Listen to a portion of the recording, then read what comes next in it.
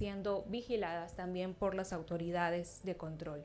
Son las 8 horas con 16 minutos y queremos dar paso a nuestro siguiente invitado. Él es Gerardo Verdesia Zacoto, economista e investigador económico. Nos viene a hablar acerca del índice de la burocracia 2025. Bienvenido, economista Verdesia, a este su espacio Voces y Opiniones.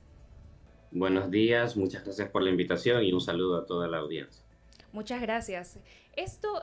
Puede ser algo novedoso para quienes nos están escuchando. Hablamos de que la burocracia como tal tiene un índice, ¿no? Entendemos que esto conlleva varios aspectos a analizar, quizás una parte de no solamente la burocracia como tal, sino una carga administrativa. Empecemos por lo básico. ¿Qué es ese índice de la burocracia? Sí, perfecto, les explico. Empecemos desde el inicio. El índice de burocracia es un estudio regional, es decir, se calcula en todos los países de la región e incluso ya se está empezando a calcular también a nivel internacional en países europeos como España, Portugal o Francia. ¿Y de qué se trata? La coordinación del índice de burocracia viene o se desprende del Adam Smith Center de la Florida International University en Miami. Es una universidad que coordina el cálculo mundial de este estudio y en cada uno de los países existen centros responsables de realizar los cálculos en cada uno de los países, ¿no? En Ecuador es el Instituto Ecuatoriano de Economía Política el responsable de investigar sobre la burocracia en nuestro país y esa información después se consolida, como digo, en la Florida International University y se saca un reporte mundial sobre la burocracia, ¿no? Y cuál es el contexto de la burocracia en cada uno de los países. Se pueden hacer comparativas, se puede ver qué país está con una carga burocrática más alta, qué país tiene un mejor contexto respecto a sus trámites burocráticos. Y en ese aspecto, los resultados de Ecuador en el año 2025 se calculan en diferentes etapas, ¿no? El estudio divide trámites de apertura de un negocio y trámites de funcionamiento de un negocio. Cuando una persona quiere iniciar una empresa, un emprendimiento y formalizarlo, tendrá que cumplir trámites para abrirlo y después, una vez constituido el negocio formalmente, tendrá que seguir cumpliendo trámites año a año para mantenerlo en funcionamiento. Bueno, el índice de burocracia mide tanto los trámites de apertura como los de funcionamiento. En la edición de 2025 se llega al dato de que para abrir una empresa en el Ecuador, uno se puede llegar a tardar 1.493 horas aproximadamente, es decir, unas 187 jornadas laborales o hasta 9 meses de trabajo. Ahora bien, expliquemos de dónde viene este dato, porque estoy diciendo en Ecuador se puede llegar a tardar hasta 9 meses en abrir una empresa, pero hay que ir por partes aquí también. Depende de qué tipo de empresa y de qué sector estamos analizando, ¿no? Porque el estudio también reconoce que existen trámites generales aplicables a todos los sectores económicos y a todos los tipos de empresas, y estos son bastante reducidos, ¿no? Por ejemplo, si quisiéramos abrir una SAS, una sociedad por acciones simplificadas, es un trámite relativamente rápido que se puede hacer de forma digital y que puede tomar no más de una semana. Entonces, en ese aspecto, Ecuador está muy bien posicionado en términos de burocracia. Pero ¿qué ocurre cuando ya vamos a revisar los sectores específicos? Sectores como el banano, sectores como el camarón, sectores como la construcción o sectores como el transporte de carga por carretera. Ahí es donde encontramos los mayores problemas. Cuando se tratan de constituir empresas en este sector, en estos sectores, sí existe alta carga, ¿no? Por ejemplo, por poner ciertos ejemplos, a las empresas bananeras les puede tomar hasta 6 meses en completar requisitos específicos del Ministerio de Agricultura, Ministerio de Ambiente. Una situación similar tienen las empresas camaroneras, que deben pasar hasta 6 meses cumpliendo con requisitos de la Subsecretaría de Acuacultura, del Ministerio de Ambiente y la Subsecretaría de Calidad e Inocuidad. Por ejemplo, un sector que ha sido añadido en esta edición de 2025 es la de las empresas de transporte de carga por carretera. En ese sector, obtener los respectivos permisos por la Agencia Nacional de Tránsito y el Ministerio de Transporte puede estar demorando hasta un año. Toda esta información nosotros la extraímos de entrevistas a empresas que nos cuentan su experiencia sobre cómo ha sido constituir su negocio. Entonces, esto como primera introducción, ¿no? Un estudio regional que en Ecuador, el IEP, el Instituto Ecuatoriano de Economía Política, se encarga de hacer el cálculo.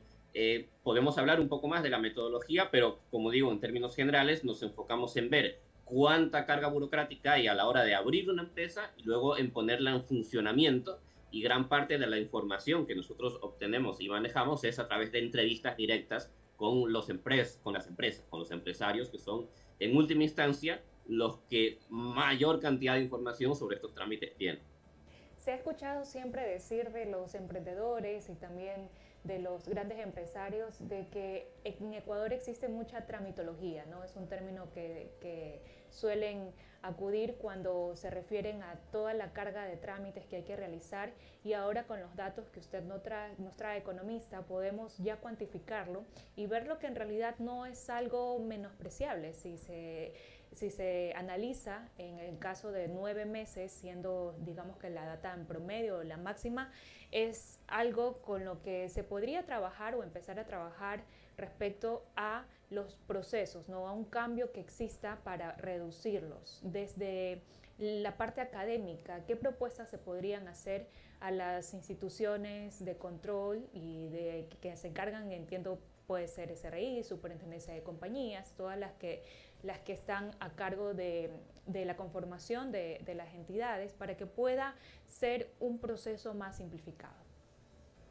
Claro, es muy relevante lo que usted dice porque, por ejemplo, ¿qué tipo de análisis o una conclusión parcial a la que nosotros llegamos? Es que se conoce que en Ecuador es un país muy emprendedor. En Ecuador muchas personas emprenden muchos negocios, es un país en donde se inician muchos negocios, pero lamentablemente no es un país donde toda esa cantidad de negocios iniciados prospere, ¿no? Por muchos factores, múltiples factores, pero si nos enfocamos en el tema de la burocracia, se le puede encontrar un sentido a esta realidad, porque, como digo, constituir un negocio que no esté operando en un sector altamente regulado, como digo, construcción o transporte de carga, es relativamente sencillo. Uno puede constituir una SAS virtualmente, pero a la hora de querer escalar el negocio, ahí es cuando empiezan las complicaciones, ¿no? Cuando el emprendedor empieza a crecer, ahí es cuando se puede estar enfrentando a mayor cantidad de burocracia. Por ejemplo, retos específicos, concretos, contados de nuevo, son testimonios directos de empresarios y emprendedores que sufren este tipo de problemas. Ellos nos dicen que la burocracia no está institucionalizada. ¿Qué quiere decir esto? Que sobre el papel puede haber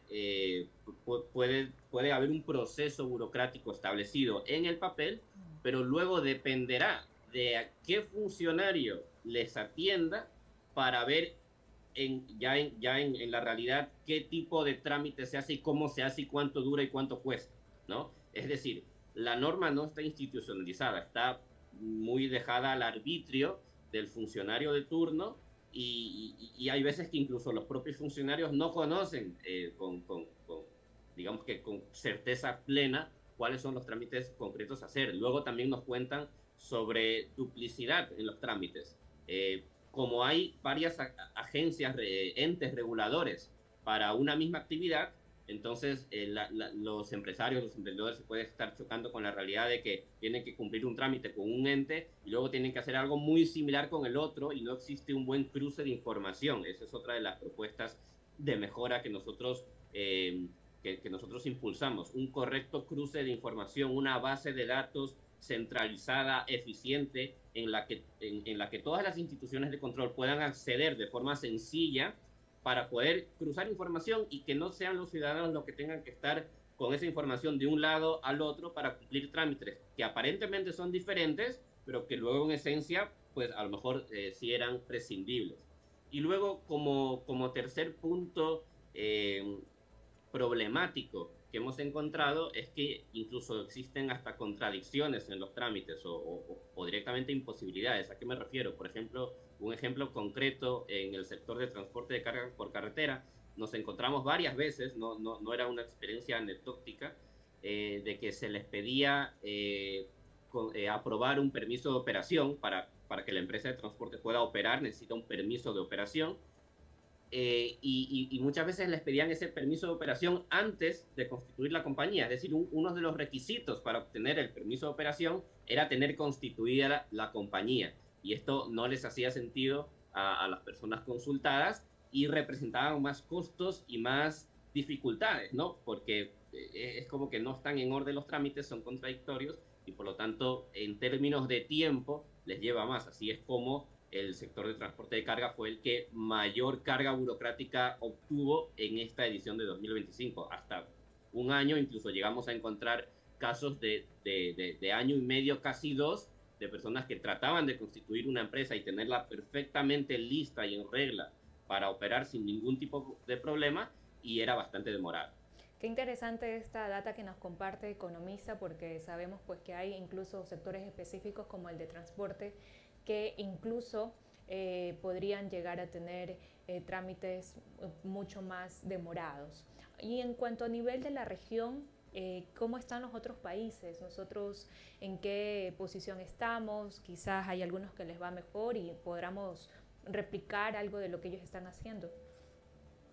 Sí, por supuesto. En términos de la ubicación de Ecuador en la región, sorprendentemente estamos en una posición media, y esto se debe sobre todo a la figura de las SAS, de las Sociedades por Acciones Simplificadas, que fueron incorporadas hace pocos años. De hecho, es una figura relativamente actual y que nosotros celebramos su implementación y también defendemos que se mantenga y que no se le esté encargando nuevas regulaciones o nuevas normas, porque de hecho hace pocas semanas se aprobaron, que creo que fue en la ley de fundaciones, se aprobó nuevas regulaciones, nuevos requisitos y nuevas dificultades y barreras para las SAS, con sus justificaciones, ¿no? Porque recuerdo que eran cuestiones concretas. Por ejemplo, no se podía ya constituir empresas financieras bajo el modelo de SAS, tenía que ser sí o sí una SA o una SL, pero bueno, son cosas que pueden ser relativamente razonables, pero no debemos dejar que el modelo de SAS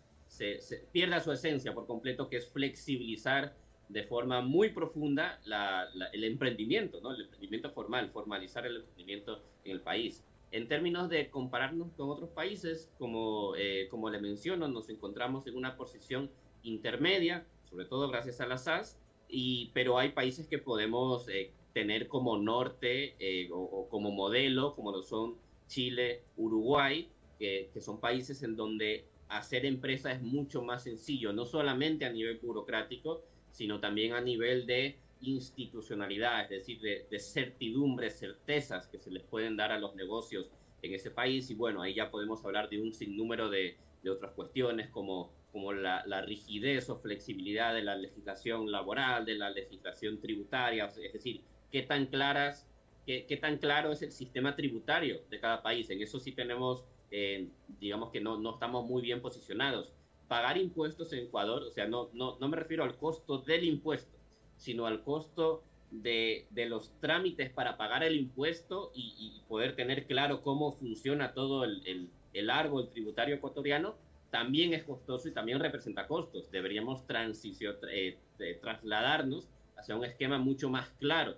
De países, como les digo, de Chile y Uruguay son buenos ejemplos de cómo se pueden aprobar reformas en ese sentido, y que el emprendedor, la persona común que quiera formalizar un negocio, no entre con miedo de no saber, no entender cómo es, por ejemplo, el pago de impuestos, y por lo tanto eso le represente una barrera muy grande como para decir, bueno, no, yo mejor me dejo de problemas, no voy a crearme problemas por gusto, entonces no voy a formalizar mi emprendimiento. Pero es que ahí luego tendrá otras limitaciones, por ejemplo, en acceso al crédito, ¿no? Si uno no formaliza su negocio, entonces difícilmente va a poder conseguir crédito de forma formal. Tendrá que recurrir al chulco, que es muy caro, que es hasta peligroso. Entonces son un sinnúmero de consecuencias negativas que se desprenden de eso, de la falta de claridad en la norma en muchos ámbitos.